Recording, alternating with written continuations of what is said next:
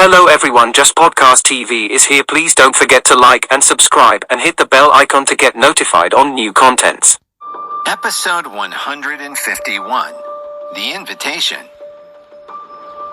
Save you? James looked at Raymond with a frown, confusion in his eyes. After he'd been humiliated in the meeting just now, James hadn't expected him to come back, asking for help. Save me, Raymond repeated. I know you are a capable person. They want to kill me. Please save me. I'll do anything. He clasped his hands as if praying as he begged. Raymond was a smart person. According to common sense, James should be dead by now. The Black Widow should have killed him, but instead he had killed her. He was a force to be reckoned with. Raymond didn't know what a fighter he was, but he did know that James was still alive when he should be dead. He knew how terrifying the Black Widow was. Furthermore, his plan to take over West Group had failed. He couldn't best James. There was no way he could complete the mission given by Headquarters, and Headquarters owned him. If he failed this mission, he would definitely be severely punished.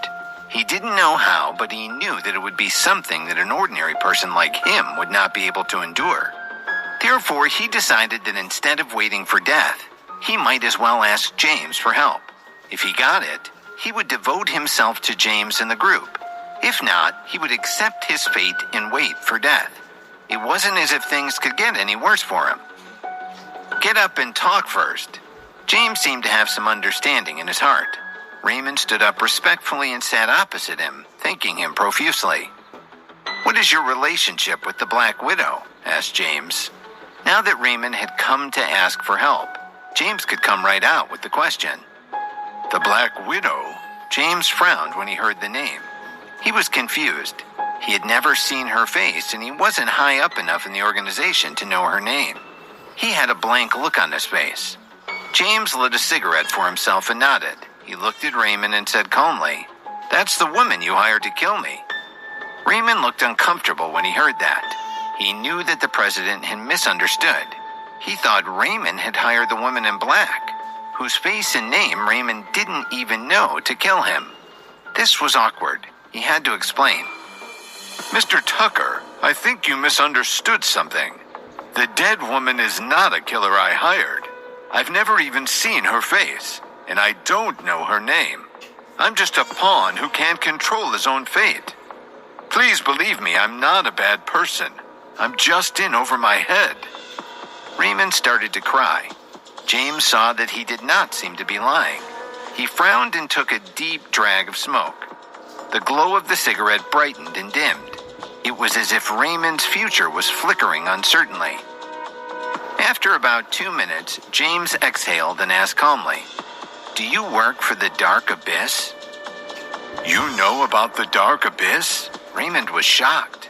The organization was very secretive and hardly anyone knew the name, even though its reach was worldwide.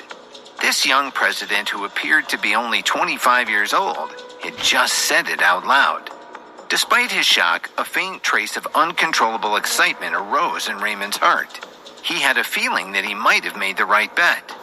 James extinguished the cigarette in his hand and stretched. "I recently encountered one of its employees in Madagascar." Raymond was thrilled. If James could speak of the organization so casually, maybe he really could protect Raymond. James looked at him and didn't say anything, but Raymond understood his gaze. It was asking him to confess everything. All right, sir. I want to confess everything to you. Raymond was smart. He knew James wouldn't want to save someone who wasn't ready to come clean. Seeing James nod, Raymond finally mentioned the pain that he had been unable to reveal to anyone for so many years. I was forced into it. I didn't want any of this, but I had no choice. This matter concerns my family. On a rainy night 7 years ago, I was sitting in a bar by myself, just having a drink and relaxing. Suddenly, an unfamiliar man wearing a cowboy hat sat down next to me. We started chatting. He seemed like a fun guy, but he was also very knowledgeable and eloquent. His opinions and ideas quickly made me respect him. After a few drinks, it was like we were best friends. We saw each other often after that, and I trusted him completely. A month later, he advised me to invest a sum of money. He said that I would be able to make a profit without losing anything. At that time, I felt I knew him very well. I also knew about his occupation and family in Cape Town, and I figured he was a solid citizen, so I didn't think too much about it. Being vice president of West Group, I used my position to transfer $100 million to him to invest on my behalf. Then he vanished into thin air. I hired a private detective to investigate, but all she could find out was that everything he told me was a lie. There was no person with that name, and his job and family were fake too. Now I owed the company $100 million, but that was merely the beginning of my life's nightmare. I managed to restore the funds, but months later, I got a call that made me want to commit suicide. Raymond paused to draw a deep breath. The call was from the person who disappeared. He told me that because of my outstanding ability, I had been selected to be a subordinate in the dark abyss. At that time, I didn't know what that would mean. I only cursed him for swindling me and demanded my money back. Instead of giving me my money, he gave me my home address in Cape Town and showed me pictures of my wife picking our daughter up from school. He made it clear that if I didn't play ball, they'd never see another sunrise. And believe me, he wasn't joking. He belongs to the headquarters. Now I do too. I have no choice. I've been on this path ever since. Although I have lived in this world for the past 7 years, I feel like my soul has long since died. Every day is torment. Sir, if you can save me, I'll serve you the rest of my life. Raymond finally finished his story looking years older than when he'd started. He was still crying, his eyes filled with the strong desire to escape his choices. James could not know what kind of torture this man had gone through, but he could sense that his desire for freedom was as strong as an active volcano that had not erupted for hundreds of years. After listening to Raymond's tragic story, James was not in a hurry to express his feelings. He looked at him and said slowly, "I can save you, but why should I?" Raymond knelt on the ground again and looked at James sincerely. "I'm willing to devote my life to you and be your most loyal follower. May lightning strike me dead if I'm lying." James finally nodded and said, "Okay, I believe you. I'll help you." When Raymond heard James's words, he seemed relieved. He bowed his head in gratitude. Then he quickly got up and took a letter from his suit pocket. He respectfully handed it to James and said, "This is the invitation they asked me to send you." Episode 152, The Benefit of Being an Honest Killer. The invitation was ordinary, nothing special. However, James grinned with interest. He took it and opened it in front of Raymond. There was no text, only a special pattern. It was a very ordinary blue conch, but its tail was patterned with 2 skeletons, making it look evil and hideous. Raymond was stunned when he saw the pattern. He could not understand the meaning of the invitation letter at all. This was the Black Widow's tattoo. Raymond naturally did not understand the meaning behind it. However, James instantly understood. It was very obvious that this invitation was from the partner of the Black Widow, who wanted to meet him where she was buried.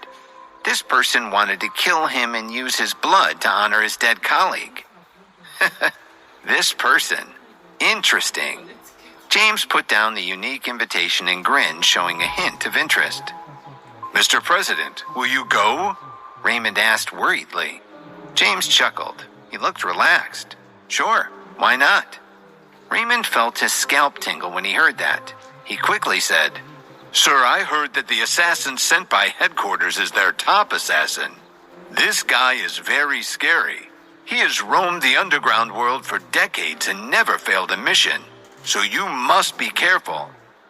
James said calmly, as if he was talking about something ordinary, "It's nothing. This time I will make him fail. The 2 assassins before him had never failed before they met me either, but I didn't let them walk away." His voice was calm, but to Raymond his words were like a clap of thunder. The young man in front of him looked no more than 25 or 26 years old. Apart from being a little better looking than average, he didn't seem to be anything special.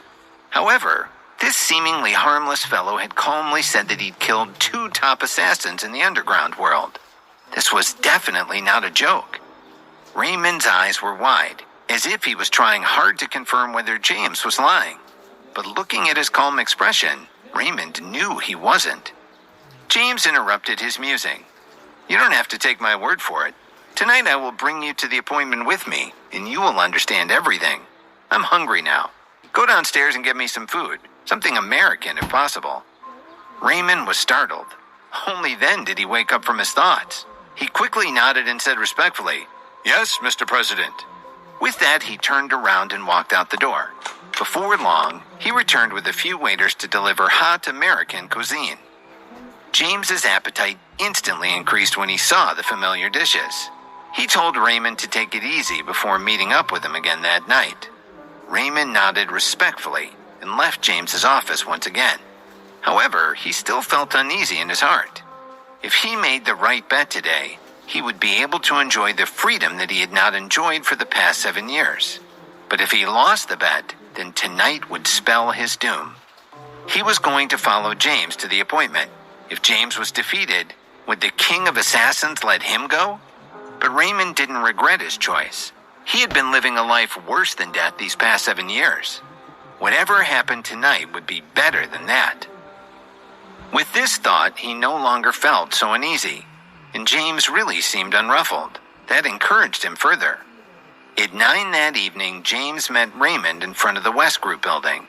They took a taxi, and in order not to attract attention, James had it circle around the city for a while. They changed taxis several times before arriving at the dilapidated factory at around 11. The night was dark, and the place was rumored to be haunted. Raymond, quietly following behind James, felt his heart beating wildly in his chest. He was a local, so he naturally knew all the rumors. He didn't want to be in a place like this, not even during the day, let alone at night. But he had no choice. James had asked him to come, so he didn't dare to refuse. However, when he looked at James, who was calm and steady in front of him, his nervousness eased up a little. Because the factory was close to the beach, there was often a strong sea breeze at night. Not long after the two entered the factory area, a strong wind blew. It blew around them, and the roofs of the old buildings let out whimpers, as if they were crying and screaming. Raymond's entire body trembled, and he tripped over a rock. He would have fallen to the ground if James hadn't reacted quickly and grabbed him. He patted Raymond's shoulder and said quietly, "Don't be nervous. It's just the sound of the wind." "Thank you, sir." Raymond inclined his head to James to express his gratitude. James knew where the meeting place was. The Black Widow's grave hadn't been found by the local police. He'd hidden it well, but her partner had found it. This showed that he was quite capable. However, James wasn't too concerned. After all, he possessed a special skill, and his 5 senses were much sharper than ordinary people's. Although it was nighttime, he could clearly sense the surroundings of his body. That's why he dared to swagger over despite knowing that his enemy was very powerful. Very quickly, James passed through the factory area and arrived at the place where he'd buried the Black Widow the day before. However, at this moment, there was no one here. Raymond's eyes had adjusted somewhat to the darkness, and he could just barely make out his surroundings. However, there was nothing in this place other than weeds and debris. James scanned their surroundings too. After a moment, he grinned and said, "Friend, you aren't that stealthy. Since we're all here, you don't have to hide in the dark and spy on us, right? Besides, since you invited me here, you probably don't want to kill me so easily. So don't hide anymore. Come out quickly. Isn't it good to be an honest and upright killer?" Raymond, who was standing beside James, saw that there was no one around. He thought James was talking to the air. But in the next second, he realized that he was wrong. A dense patch of grass on his right suddenly moved slightly. A silent black figure appeared in an open space not far from them. It was silent, like a ghost in the dark night. Raymond didn't know what disguise he'd been using, but he hadn't noticed him at all. However, the new president had spotted him at a glance. "You really have some ability," the black shadow said. His voice was unusually unpleasant, like that of an evil ghost. In front of this world-class assassin, Raymond felt that he could not even breathe. But James was very relaxed. He mocked the mysterious man without showing any mercy. That outfit again? You people all dress the same. You always like to use darkness to embellish your own bodies, like you're so mysterious.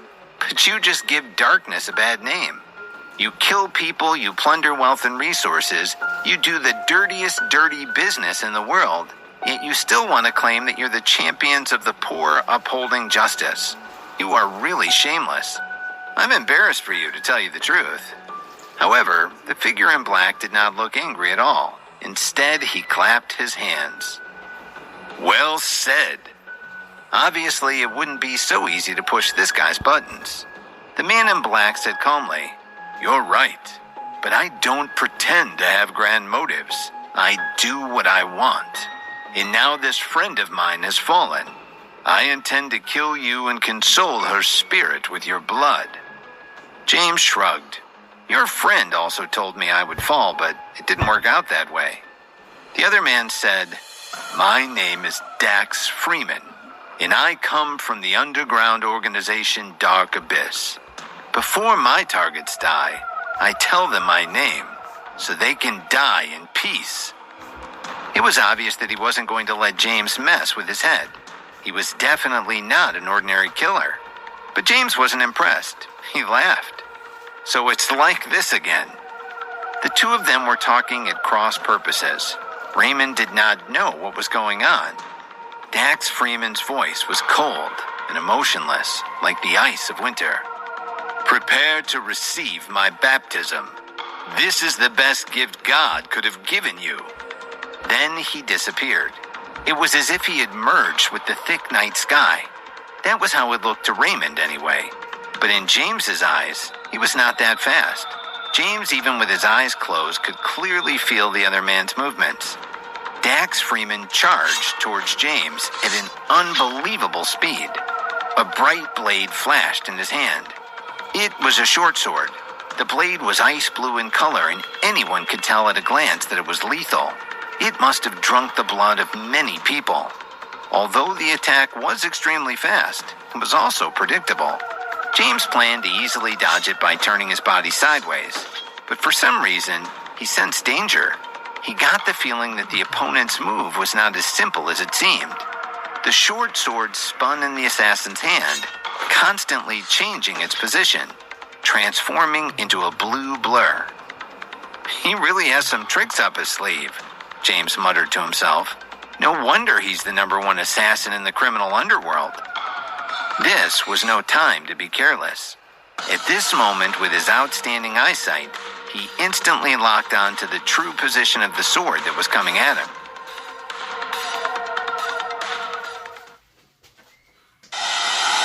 Episode 153, Showdown at the Factory.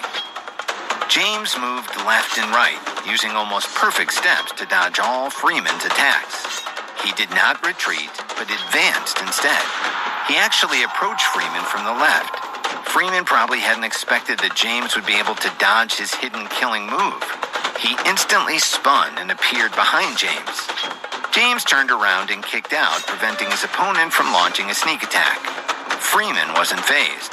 He turned the short sword in his hand and stabbed fiercely at James's back. The dagger closed in and the blue blade shone brightly. James had no choice but to withdraw. While he was retreating, he suddenly moved sideways and used his palm as a blade to ruthlessly hack at the side of Freeman's neck. In the blink of an eye, the two had already exchanged dozens of moves, each with a man's life hanging in the balance. Raymond was completely stunned. It was as if he were watching an action movie, but this was absolutely real. Only at this moment did he understand that this young president was a world-class fighter. He didn't seem to be at a disadvantage in a battle with a top assassin. Even though the outcome was still uncertain, Raymond faintly felt that he had made the right bet this time. It was likely that he would soon truly obtain freedom. Freeman had earned his reputation as a super assassin. He had eyes in the back of his head. His body spun at unusual angles as he dodged James's attacks and stabbed towards his heart. James grinned as he taunted his would-be killer. It's this move again? Hey, assassin, don't you have any others? However, Freeman ignored him as he followed through with his stab. When the tip of the ice blue short sword was only about 6 feet away from James, it suddenly bloomed into a strange blue flower in the void. It was hard to tell what kind of flower it was, but it had a total of 12 petals. In the next second, the petals separated and turned into 12 sharp blue blades that shot towards James's body. At such close range, no matter how fast James was, he was afraid that he would die this time. Freeman burst out laughing. "Get lost, you show-off," he cried. "I will bury you." This was his ultimate move. At the beginning, he'd wanted to use this move to kill James by surprise, but he hadn't had the opportunity. The simple straight stab had been a diversion. These 12 sharp petals were his true killing move. He had never used this hidden killing move since he had created this short sword. This seemed a fitting time to inaugurate it. He had never considered that James would be able to dodge this fatal killing move. They were only about 3 feet apart. The kind of reaction speed that would take was impossible. Impossible for an ordinary person, but James was not an ordinary person. Seeing the 12 sharp blades shooting at all the vital parts of his body, Raymond closed his eyes. It seemed he could only wait for the judgment of fate. However, when those blades hit James's body, they instantly pierced it and flew into the weeds in the distance. James's body suddenly faded and disappeared. Only then did Freeman realize that it was actually just an afterimage left behind because of James's speed and dodging. Seeing this, Freeman felt his heart suddenly turn cold. He was just about to turn around and escape, but he suddenly felt his neck constrict. A hand like an iron pincer had appeared there. "Don't move, unless you want to hear the sound of your Adam's apple shattering." James was standing on his right, but Freeman did not dare to look at him. He knew that what James said was true. This world-shaking top assassin felt the fear of death for the first time. In the past, this feeling had only been felt by his opponents. Today, it was finally his turn. Just as Freeman was thinking about how to solve this situation, James suddenly spoke in a dramatic manner. "I could have killed you just now, but I didn't. You owe me your life, so let's make a deal." Huh? That was Raymond, who had yet to recover from his shock. He had not figured out how James had dodged the attack just now. It seemed that this new president was really a person that no one could figure out. And Freeman, a top assassin in the underground world, was no exception. He was completely unable to guess what the man's next step would be. However, he was still an assassin. His mental fortitude was naturally not something ordinary people like Raymond could compare with. Although he was too confused and surprised, he still looked calm on the surface. No one could tell what was going on in his heart. Although he was an assassin and had lived a dangerous life for a long time, he had always known that he would die sooner or later. But if James was holding out a chance of life, he would take it. "What deal?" he asked. James let go of Freeman's throat and turned his back to him without any defense. They were right next to each other, within stabbing distance. But would Freeman be that stupid? The opponent had just put down his hand, which could have easily crushed Freeman's throat, and now his back was exposed. Was it a trap? Freeman had seen James's speed just now. The Black Widow and Martin McClure were indeed weaker than he. I had no intention of becoming the enemy of the Dark Abyss organization, but you guys sent assassins to make things difficult for me, so I had no choice but to kill them. But now I'm tired. I don't want to be entangled with your organization anymore. I don't want to kill anyone either. Killing people is bloody and violent, don't you think so? That's why I won't kill you this time. However, I hope that I can draw a clear line with your Dark Abyss from now on. We'll stay out of each other's way. Deal? James still did not turn his head. His tone was very calm. as if he was not worried that Freeman would attack him with the short sword on his back. "Oh my God," thought Freeman. "What did he say? He's tired? He doesn't want to kill anyone anymore? Seriously?" Although James's words were very natural and came from the bottom of his heart, Freeman thought they were ridiculous. Facing a killer, James actually confessed that he did not want to kill anyone. It should have been funny. Freeman wished he could laugh, but after witnessing James's combat skills, he could not laugh at all. He knew that what James said was true. In terms of strength, he was like a kid compared to James, like a kid trying to fight a Navy SEAL.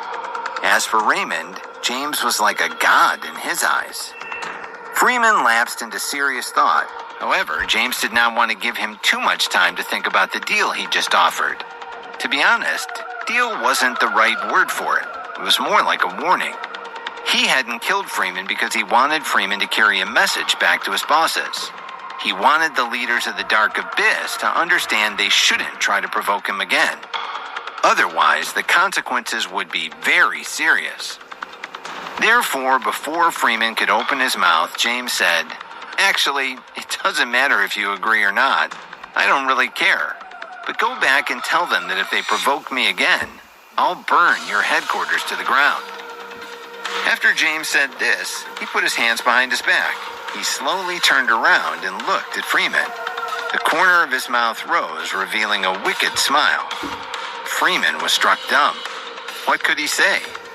He couldn't say, "All right, go and kill all the leaders of the Dark Abyss. Do you want me to escort you there?" Seeing that Freeman couldn't answer his question, James came up to him and patted his shoulder reassuringly. "You're quite sensible. You didn't make a stupid attempt to kill me just now. I appreciate that."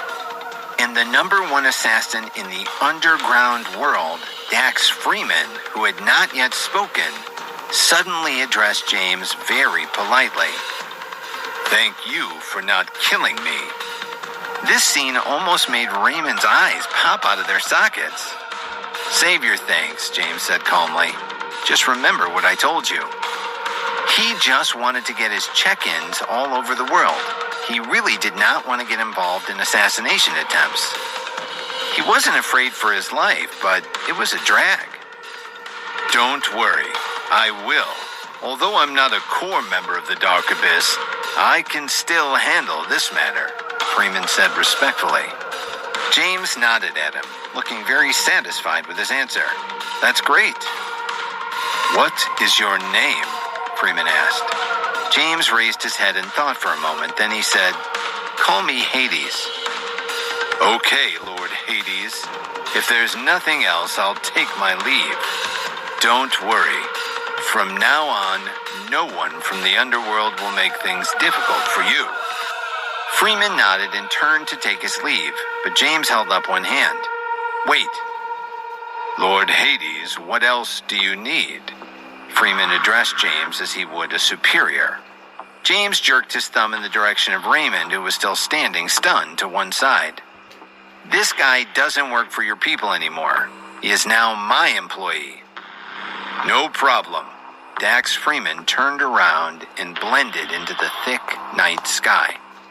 Seeing the top assassin who had terrified countless people being sent away by James just like that, Raymond recovered from his shock. He quickly walked over and expressed his gratitude to James. "Thank you, sir, for saving my life." Raymond felt that he had finally regained his freedom. For the first time in 7 years, he was truly free. It was like he could breathe again after all that time. His eyes were wet. He had never thought that he would be able to regain his freedom in this life. All of this had been given to him by the man in front of him. So without a doubt, he would fulfill his promise. He would serve James loyally for the rest of his life. "It's nothing," said James casually. "No big deal." However, Raymond fell to his knees and said sincerely, "Don't worry, sir. I meant what I said. I'll be loyal to you forever." A peerless master like James was worthy of his devotion. James did not say anything. He just smiled and helped Raymond up. The two of them left the abandoned factory on the outskirts of Cape Town. After returning to the city, James didn't go back to the hotel to rest. Instead, he asked Raymond to rent a car for him. Now that the system could use medicinal check-ins, he had to rush to the Cape of Good Hope under the cover of night.